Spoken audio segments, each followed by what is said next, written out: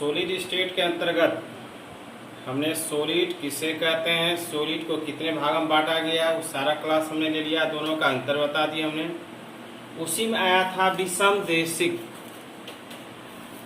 जिसका इंग्लिश होता है एनिसोट्रॉपिक। एनिसोट्रॉपिक।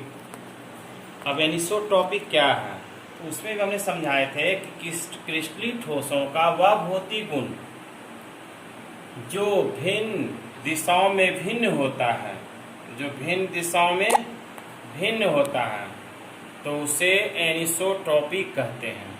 अब जैसे यहाँ भिन्न दिशाओं में भिन्न होता है, इसका क्या मतलब हुआ?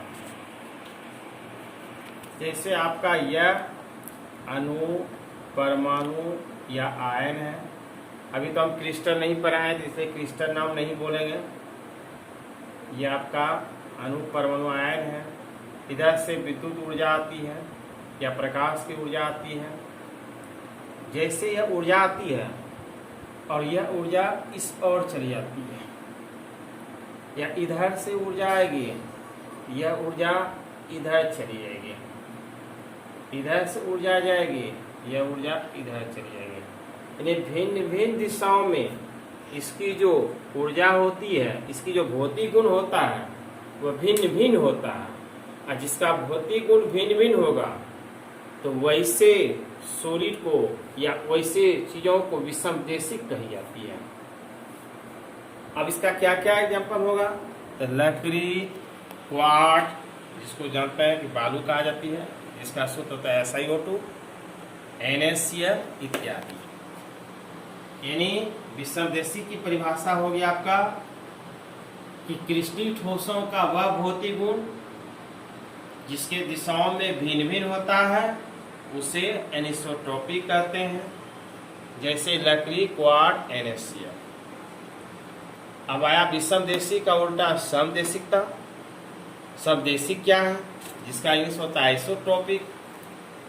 और क्रिस्टलीय ठोसों का वह माध्यम जिनके भौतिक गुण दिशा के क्या होंगे, स्वतंत्र रहता है। अब यह जिस दिशा में जाएगा उसी दिशा का अनुरूप जाते रहेगा, यानी फ्री रहेगा, दिशा के स्वतंत्र रहेगा, तो उसे आइसोट्रॉपिक कहते हैं। जैसे हुआ रबर, प्लास्टिक, कांच इत्यादि।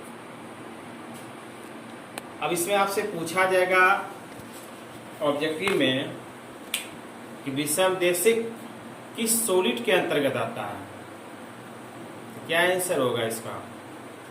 क्रिस्टलीय होगा कि अक्रिस्टलीय? क्रिस्टलीय होगा। विषमदेशिक किस में आता है? क्रिस्टलीय ठोसों में। फिर दूसरा इसी से ऑब्जेक्टिव निकलेगा कि समदेशिक किस ठोसों के अंतर्गत आएगा, तो किसके अंतर्गत आएगा? अक्रिस्टलीय ठोसों के अंतर्गत। फिर कभी आपसे पूछा जाएगा कि रबर, प्लास्टिक, कांच किस सॉलिड का उदाहरण है, तो किसका उदाहरण होगा? अक्रिस्टलीय ठोसों का, जिसमें कांच का एग्जांपल सबसे ज्यादा इंपॉर्टेंट है, इससे ऑब्जेक्टिव पूछा जाता है। फिर इसी का एक क्वेश्चन आएगा शॉर्ट क्वेश्चन में, कभी कभी पूछा जाता है शॉर्ट क्वेश्चन में, कांच को अतिशीतित द्रव, जिसका इंग्लिश होता है सुपर कूल लिक्विड, क्यों माना जाता है? आप उसमें थ्योरी क्लास में भी पढ़े हैं। सुपर कूल लिक्विड अक्रिस्टलीय ठोस का उदाहरण है, और अक्रिस्टलीय ठोस में आपने देखा उसका बेरवादार ठोस, उसी का और नाम होता है आभासी ठोस, जिसको सीरो सॉलिड कही जाती है, जिसको अतिशीतित द्रव कही जाती है, जिसका इंग्लिश होता है सुपर कूल लिक्विड। ये इसी से क्वेश्चन बन गया कि कांच को अतिशीतित द्रव क्यों माना जाता है, क्योंकि पता है आपको कांच क्या है? अक्रिस्टलीय ठोस है।